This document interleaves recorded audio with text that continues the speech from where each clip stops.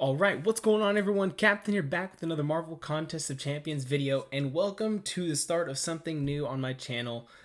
Something I've been wanting to do more of in the last year was get into doing more tutorial based and guides, and I didn't really get to do it much as I would have liked last year, mainly because I don't know if nervous is the right word, but just kind of lazy and didn't get around to doing it.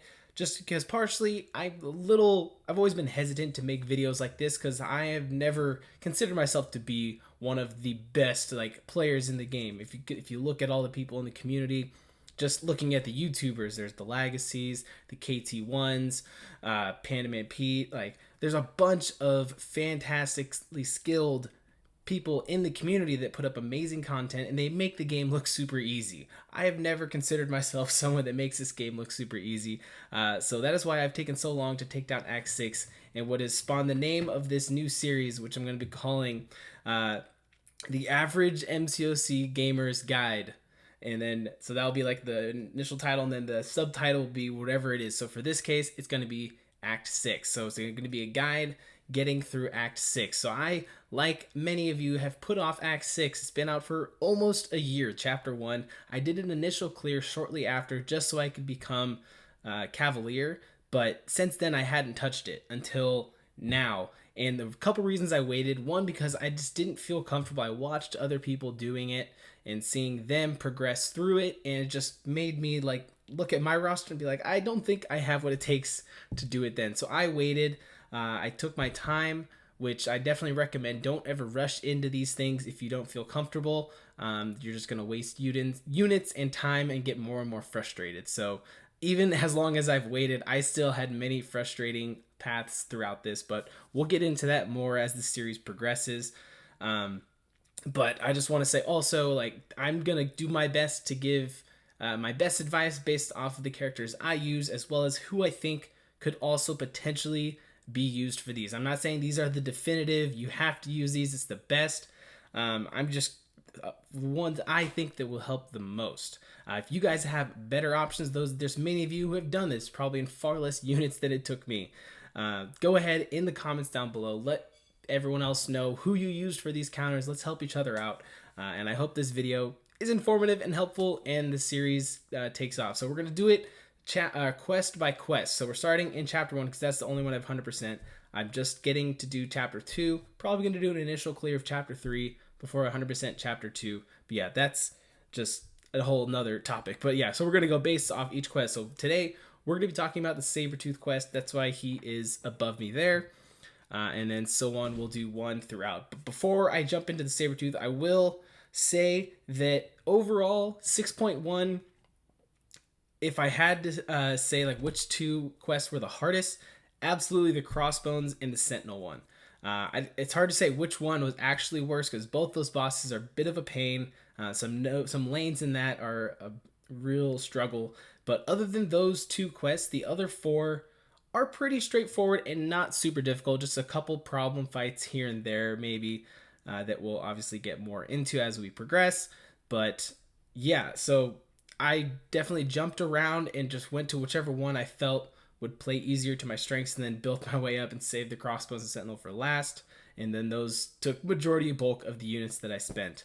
But yeah, so I just wanted to get that out there, that those two are the hardest. Sabretooth quest now, one of the easier ones, I would say, hence why it's probably the first quest. Now, this isn't going to be a team that I'm recommending necessarily. This is a team I had loaded up. Just pulled that 5-star ghost. I didn't have her at all for this Act 6.1, which, looking back at some of the fights I had to do, she would have been pretty helpful. So let's get into quest number 1. So the thing that changed between Act 5 and even for that matter all of the event quests and everything going into Act 6 is they made it so whenever you go on a lane, it's different nodes on each character. So one thing to note throughout Act 6, which I'm assuming is going to be the similar for Acts 6.2 and 6.3, is on the path, each character has different nodes. So make sure, pick a lane, scout it out, look at what nodes you have to counter, and then back out, build a team based around each certain path. That's how I did it. You can't really just jump in with the same set of 5, in my opinion, and clear it all, because there's going to be certain paths where you're going to need a certain kind of counter to get there. So like for example, can't touch this, and critical is on this Moon Knight. Then you go over here to the guillotine, and then she has Well of Souls, Power Steal, the Psylocke, Power Drain, Power Gain, and so on. There's not any two characters that have the same nodes on the same path, which in past questing and everything, it made it easier where you could just be like, oh, there's whatever on this node, so you just need to bring a counter to get through that whole lane, and then you're good. Well, this, you kind of have to plan it out a little bit more.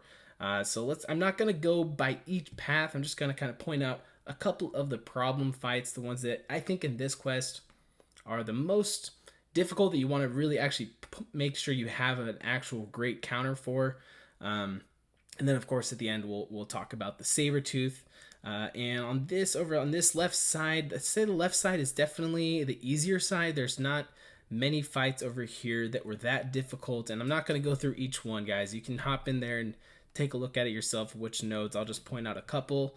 I can't remember, what was this, Mephisto? Was this one annoying? It's just Spite. So if you have Void, he's a great counter for that. Coming down here, this left one, pretty good Corvus path. You can get an evade charge from Mordo there. You can't use him against this Hawkeye though, because he has Do You Bleed. So that's another one where if you just looked at the lane and you saw there was a Hawkeye, you're like, oh, Corvus, get an Avenger charge, and then hop in, and then you realize, like, wait, I can't do anything with Corvus because he doesn't bleed. But then you can get the Avenger charge there from Hulk and so on. So it's a pretty good path there. This one is one of the harder ones, I would say. You have a Rocky Raccoon here that has an unblockable special too, and he's a power start too, so you really got to bait out that special right off the bat. And also I should talk about the global. I totally forgot about that. The global is no retreat. So that's another thing that they've added in Act 6 is these global nodes. Well, I think they might have had them in there, but they're a lot harder global nodes. So no retreat in this quest is basically you can't dash back 2 times in a row and then you'll trigger a degen. So you have to delay your dashing back and make sure you're not putting yourself in that position where you're going to get that degen.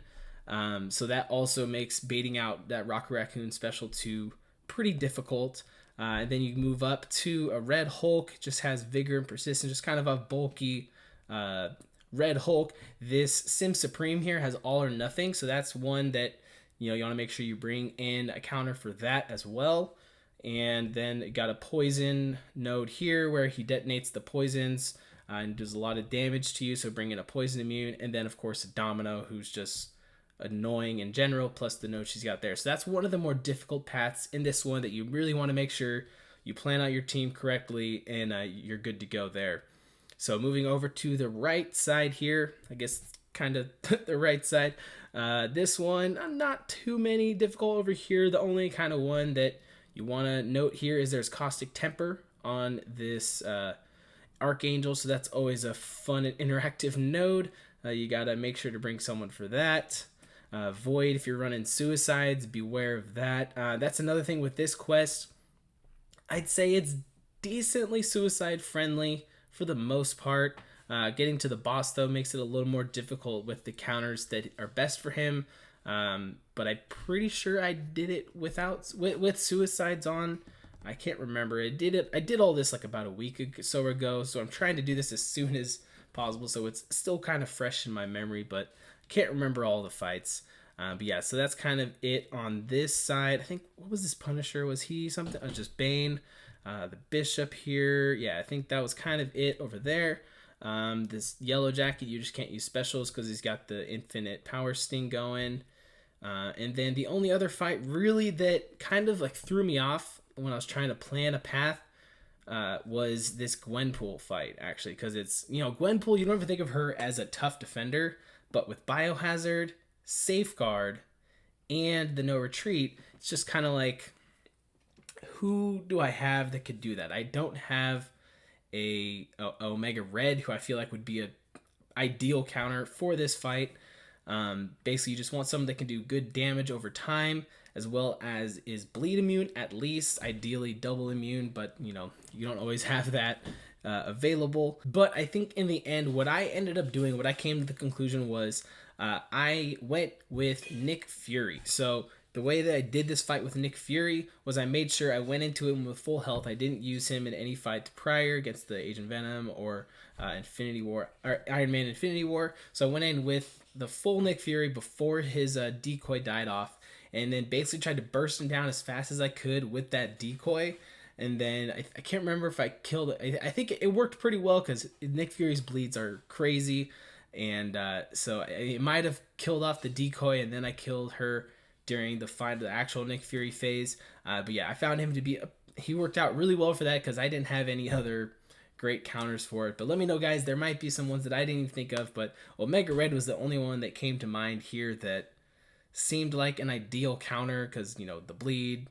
He's poison immune, safeguard. He can get all the spore damage and everything. So, yeah, let me know down below. But then that brings us to the boss man here of Act 6.1.1. We have Sabretooth. So, starts the fight with the Fury against the mutant champs. Not really worrying about that one. Not many great mutant champs to counter this guy. Oscillate kind of played into this. Like I made it so that actually it was pretty easy to get the backdraft intercepts with that because when he's in the Fury phase he's really aggressive, so you kind of can expect him to charge in whenever you do your combo dash back. He's gonna come back in if he's in that Fury, so you can get that going pretty nicely with pretty much any character. And then also he has the Indomitable node, which if his health would be reversed, it instead just gets heal blocked, so you can't just throw in Void and then reverse all of his healing. But that being said, Void is one of the best counters for this fight. I feel like if you have a really good Void. But then again, like I said earlier, you don't really want suicides with this quest because of this. Because Void, he's not very suicide friendly, not poison or bleed immune. You're throwing your special one a lot, and then yeah, you can at least pretty easily heal block this character with Void, and then just take him down. Not too difficult fight there with him. And then the other counter that I actually found that I think I used more than Void actually was Nick Fury, because his bleed damage, even with the class disadvantage, he's putting on so many bleeds. I mean, he was able to heal block him and then just a crazy amount of damage. And then once you get into the real Nick Fury phase, it was actually surprising to me how well he worked in this fight, again because of the class disadvantage and everything. But those are probably the two guys I think I used the most. But overall, it's not the worst fight. You just want to bring someone that can counter all the regen he's going to be getting, because remember with Sabretooth, every time you're hitting him, you're putting on a regen buff, and it's just going to build up more and more, and eventually if you don't counter that, he's just going to regain all his health almost. So and you just really got to pay attention to that Oscillate. Once he transfers into the armor phase, then he gets more passive. Beware of when he pops out of that, and then he's going to become real aggressive. So you got to be aware and pay attention in the fight. Not the most difficult, but I think I even tried with Captain Marvel, was able to take him down a good amount, as much as I could. I don't know if I had any solos with Captain Marvel, but it might be possible. It'd just be really hard with all the regen he's going to be getting. But I'm pretty sure my best attempt, I maybe got him about 70% down with Captain Marvel. So basically, if you bring a good team and they're all in good health, you may not necessarily get the one shot, but with all the characters you brought, hopefully you'll be able to take him down without having to spend any revives. So I think that is going to basically cover it for this quest. Act 6, Chapter 1, Quest number 1. I hope you guys found this informative. I know a lot of you have probably already finished this, or if you lasted this long into the video, maybe you haven't. I hope this was helpful. If you have any questions down below, let me know down below in the comments, and I'll do my best to answer them. Or if one of you sees someone else's comment and you know the answer, feel free to help them out as well. That's what we're all here for.